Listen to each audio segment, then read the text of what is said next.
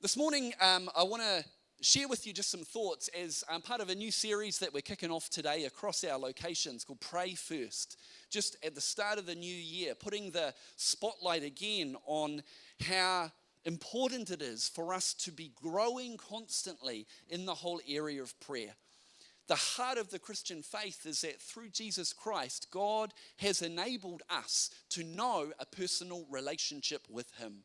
We get the privilege every day, wherever we are, whatever else may be going on in our lives, to connect with God, to know Him, and to grow in this relationship with Him. And prayer is one of the really key ways that we grow in this relationship with God. So over the coming weeks, we're going to just be exploring some of the practicalities around what does that look like? How can we be a people who in 2025 grow in this whole area of prayer?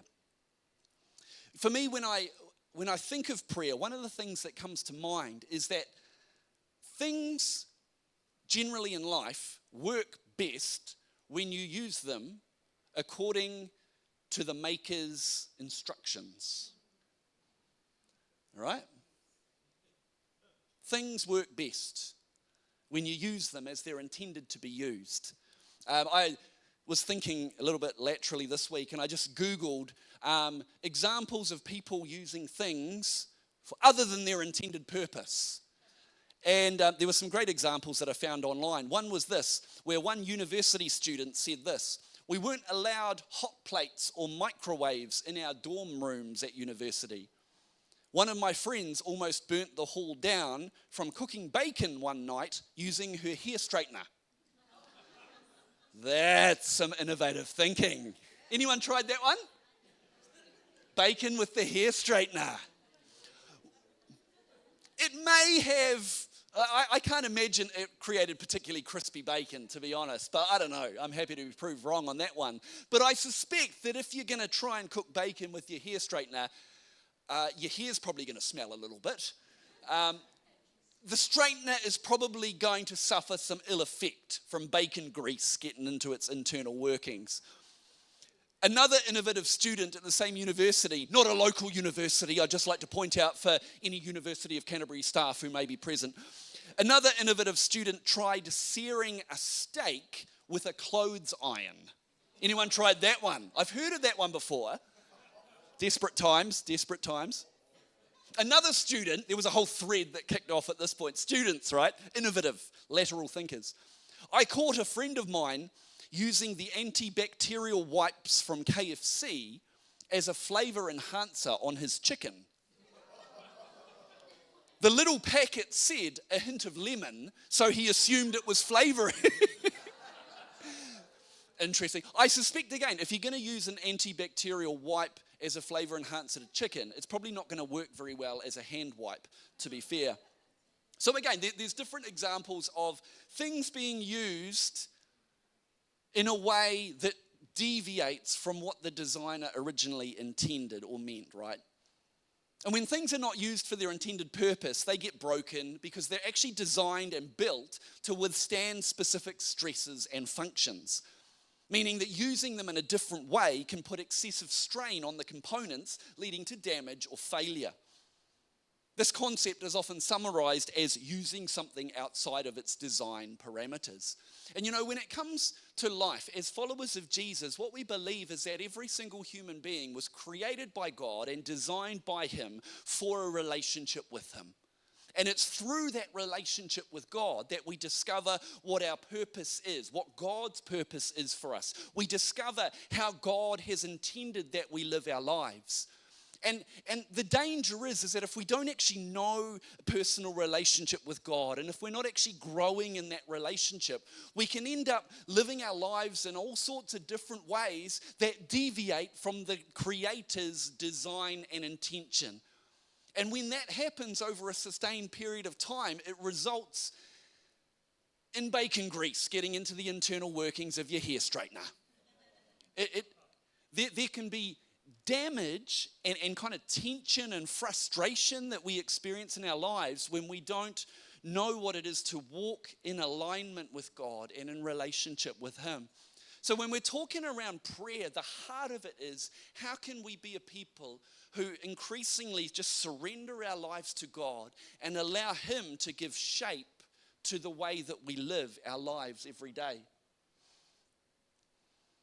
Life works best when we surrender to God, when we figure out what it means to put Him first in every area of our lives. And you know, the beautiful thing is that the invitation that Jesus extended to His very first disciples in the Bible is the same one that He continues to extend to every single one of us today. Let's read in Matthew chapter 4, verses 18 to 22. As Jesus was walking beside the Sea of Galilee, He saw two brothers, Simon, called Peter, and his brother Andrew. They were casting a net into the lake, for they were fishermen. "Come, follow me," Jesus said, "and I will send you out to fish for people." At once they left their nets and followed Him. Going on from there, He saw two other brothers, James, son of Zebedee, and his brother John. They were in a boat with their father Zebedee, preparing their nets. Jesus called them, and immediately they left the boat and their father, and they followed Him. "Come, follow me," is the heart of the call that Jesus extends to every single one of us. Whatever else the Christian life may be about, if we move away from the beauty and the simplicity of coming to Jesus and increasingly following Him in every area of our lives, we've missed it. Because that is the heart and the foundation from which everything else in the Christian life flows.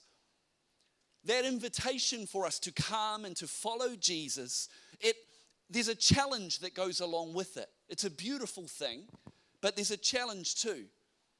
It challenges us to be willing to actually surrender control of our lives and allow Jesus to be the one who gives shape to our lives. When Jesus extends an invitation, we can accept it or we can refuse it. But His heart is that we would surrender to Him, that we would lay down our own thoughts, our own agenda, and that in surrendering to Him, we would discover that does not lead to weakness, that leads to true strength and to true blessing. We allow Jesus to show us how to live. We commit ourselves to being an apprentice of Jesus. You know, we've just been in Japan, and one of the things I really love about Japanese culture is that embedded within it is, when it comes to traditional crafts, is this apprentice model of development and growth. We went to a village that's really famous for its pottery and beautiful pottery and stuff. And if you decide that you like the look of the pottery lifestyle and you want to be a potter, you can't just rock up into town and open up a shop. The standard way that things will happen within Japanese culture is that you need to find somebody to learn from. You need to find a master potter who you will willingly surrender yourself to learn the skills, to learn how to make beautiful ceramics, how to fire these things, what sort of ingredients to put in the glaze. Sushi chefs are another one. If you decide, hey, I want to be a sushi chef, I like the thought of chopping up fish and chucking it on rice. Looks pretty easy. I've kind of heard stories of how young men and young women who have had aspirations of becoming a sushi chef, they will have to find a master to surrender themselves to learn. And oftentimes what will happen is that a youngster who will come with their aspirations of being a sushi chef, their job for maybe the first 5 years will be cleaning the restaurant before they ever get to pick up a knife to slice a piece of fish.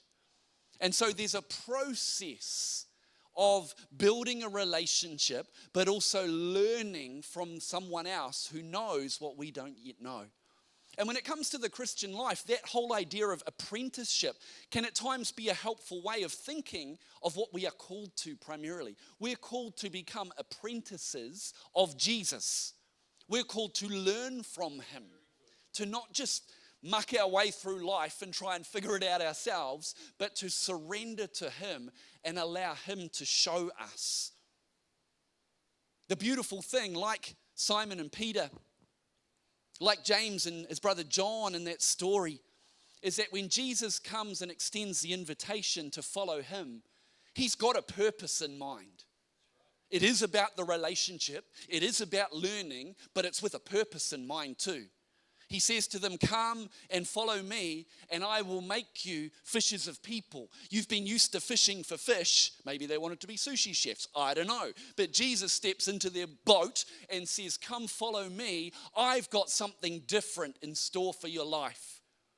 Up until this point, these two sets of brothers had been gearing their whole lives around learning the family business, learning from their fathers how to prepare the nets. When's a good time to go out and fish in the lake? What are the weather conditions that are conducive to a good catch? But Jesus comes and says, hey guys, I've got something more.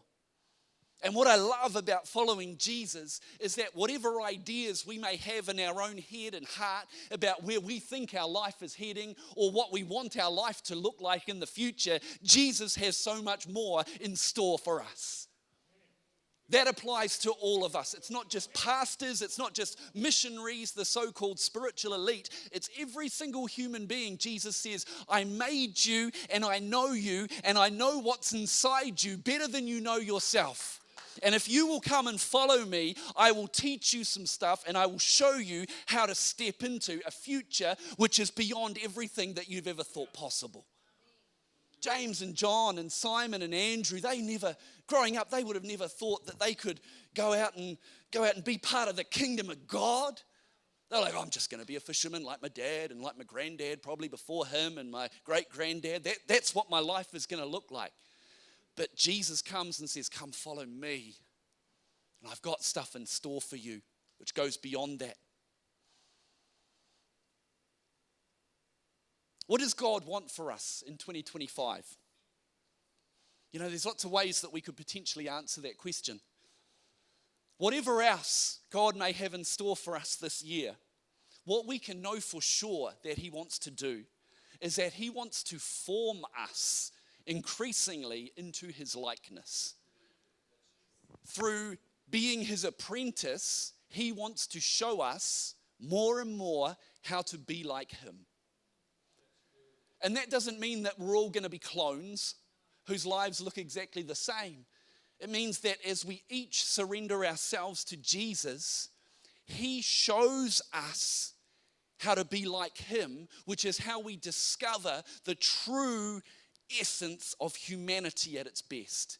You and all that God has created you with and put on the inside of you is unleashed on the world as you surrender to Jesus. But what he wants to do in all of us is make us more like Jesus in the way that we live our lives. I would suggest to you that Jesus' priority is more about who we are than about what we do. And it's about who we are becoming before whatever we may do in the future.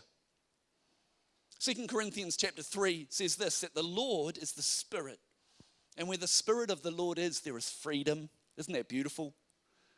See, surrendering to Jesus doesn't bring restriction, it brings freedom. Being an apprentice of Jesus doesn't limit your options, it opens up a future in ways that never otherwise would open up.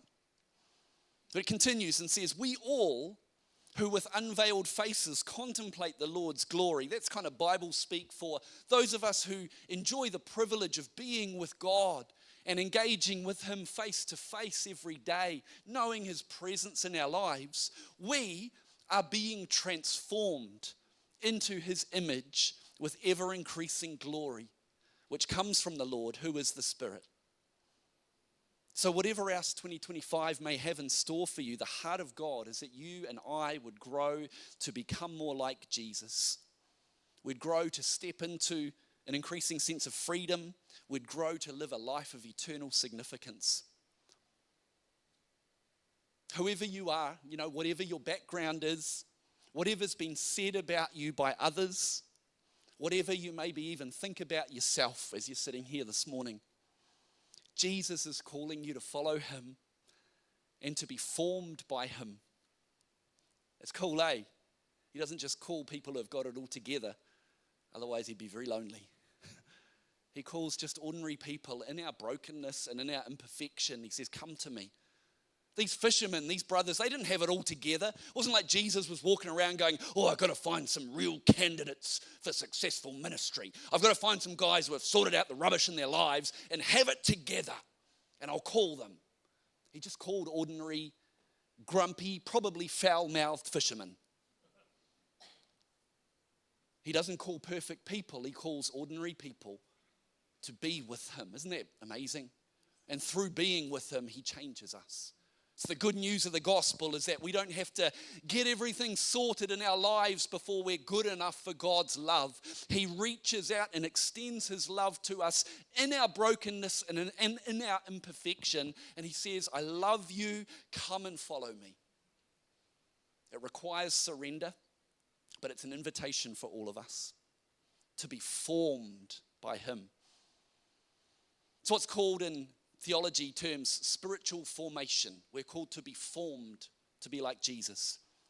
But get this, see, spiritual formation sounds like a Christian thing, and it is, but it's more than that. It's not an exclusively Christian thing. It's a human thing. To be human is to change, whether we are religious or spiritual or not. We are changing, we are learning, we are growing. The question is not, are you being formed? The question at the start of 2025 is, who or what is forming you? And what are you being formed into? Formation happens to all of us, to everyone. Mother Teresa, incredible saintly woman, she was a product of formation over time. But so was Adolf Hitler. He was formed. All of us, from the most saintly to the most abhorrent and evil, all of us are formed by various influences. We are being formed, and we will be formed in the days ahead. So the key question to consider is, who am I allowing to have that formative influence in my life, and who am I becoming? Jesus, his desire is that we would be formed by him, and that we would be formed more into his likeness. But just because we've given our lives to Jesus and come to church every Sunday doesn't mean by default that we're actually allowing him to give that sense of shape to our lives. Romans 12 verse 2, many of you will know these words. It says, don't conform to the pattern of this world, but be transformed by the renewing of your mind. This is written to Christians. It's not just a given that we're just going to become like Jesus by default without intentionally engaging as an apprentice, surrendering and saying, Jesus, teach me. Jesus, form me. Jesus, show me how to live like you. I don't want to conform to the patterns of this world. I want to be transformed by you. And so a core part of learning for all of us is learning how to truly put Jesus first in every area of our lives. And you know, we put Jesus first by giving him the first of everything. We put Jesus first by giving him the first of everything. Proverbs 3 verses 9 and 10. This is the Message version. I love this. It says, honor God with everything you own. Give him the first and the best. I love that. Honor God with everything you own. Give him the first and the best. And when we give Jesus the first of everything in our lives, that has this incredible power or ability to unlock blessing to flow into all the rest. See, Proverbs 3 verses 9 and 10, it goes on and says, when we give God the first and the best, our barns will burst, our wine vats will brim over, which in an agricultural society is like, hey, when you put God first, you're not going to end off worse up. God's going to pour out his blessing in every area of your life. And see, this is not just about money. This is not a money talk, right? This is about, God, how can I give you the first of everything in my life? How can I give you the first of who you've made me to be? How can I give you the first of my time, my relationships? Because Jesus, again, he says, when we seek first his kingdom and his righteousness, then all the other stuff, all the other things will be given to us as well when we get the order right. And there's the potential that even as followers of Jesus, who carry the title of Christian, we can still live our lives chasing after a bunch of other stuff instead of seeking Jesus first. And what's sad about that is that when we seek all the other stuff instead of Jesus, we're always left feeling a little bit empty. Because only Jesus can satisfy the craving of the human soul. None of the other stuff that we can chase in life can fulfill us. Only Jesus can do that because he made us to know him. We put Jesus first by giving him the first of everything. And so a couple of just practical things to bring to you as a challenge at the start of this year. Can I challenge you? Give Jesus the first of each week with consistent church attendance and a true Sabbath. And again, hear my heart, guys. This isn't just Phil going, come on, I want you to be here so that the graph's going up of how many people are at church. Like, for goodness sake. And I get it. This is not about rules. It's not saying, oh, you've got to be here every week. And if you're not, oh, you're going to be blacklisted by Pastor Phil. No, it's kind of saying, hey, the challenge is for us all to put Jesus first in how we order our lives. And one way that we can do that is by saying, do you know what? This time where we gather together and we worship and we connect with one another, we pray, we seek God, we hear his word. This is a significant time for all of us in our spiritual growth. And when we protect that time and say, Jesus, more often than not, this is going to be a consistent pattern in my life. When we're giving him the first, his blessing flows into the rest. I see this from time to time. I see people saying, oh, sorry, Pastor Phil, I haven't been at church for a month or so. I've just kind of been busy. And I know they've been busy because we're all busy. But they kind of, when they're talking, they're saying, oh, I've been so busy and I just never seem to have enough time. I'm just trying to squeeze everything in. And, we'll be there maybe next week and they're not and all that. But it's what Jesus talked about. It's when we're seeking after all the other stuff, hoping that it'll all finally fit together. It never does. Because life is designed for us to put Jesus first. And the flip side is amazing. When we decide to protect time, like coming to church on Sunday, when we say this is going to be a priority in my life. Yeah, it's easy to think about that and go, oh, there's other stuff I could do with that time on a Sunday morning. I could really get the lawns done. I could go and get the shopping done. Like I could get ahead for the week. Yeah, you could. But when we prioritize gathering together as the family of God, God has an incredible way of enabling there to be enough time in the week for everything else to fit in. He's just, I don't know how he does it. It's why he's God and I'm not. But he does it and it's amazing. We read of Jesus. He went to Nazareth where he'd been brought up, and on the Sabbath day he went into the synagogue as was his custom. And I love that. It was his custom. Something's a custom when it's a repeated habit in our lives, right? I want to encourage you this week, for this year, in the midst of everything else that's going on, and there will always be exceptions, but make it a custom in your life and in your family to gather together here and be a part of what God is doing. That the Spirit of God can continue just to pour into you and equip you and empower you with everything that you need. Give Jesus the first of each week. And just lastly, I want to encourage you, give Jesus the first of each day. With the word, with worship, with prayer, with just being with him. Life is busy, any day is busy, right? But to protect and guard time just to be with Jesus and to give ourselves to that apprenticeship. Say, Jesus, I just want to talk with you. I want to read your word and be open to what you're speaking to me about today. Jesus, I just want to love you and enjoy being in your presence at the start of this day. Give Jesus the first of each day. Give him time. Figure out in everything, in the practicalities of your life, how that happens, where that happens. But protect that space for you just to be alone with him Allow his love just to fill your heart afresh. Allow his grace just to flow and settle in your heart before you head into meetings for the day or before the kids get grumpy and life kicks off and all that. We need Jesus every day. Oh boy, do we need Jesus. And every day it's like he issues that invitation again. Hey, come follow me. Come and be with me. Come and be with me. Learn from me. Protect the time. Over the coming weeks, we're going to continue to focus on prayer, how we do it, what it kind of looks like. I'll throw some more practical stuff at you. How do we engage with God in prayer so it's truly a life-giving discipline in our lives, not a rule, not just a routine, not something lifeless or religious, something that genuinely connects with him.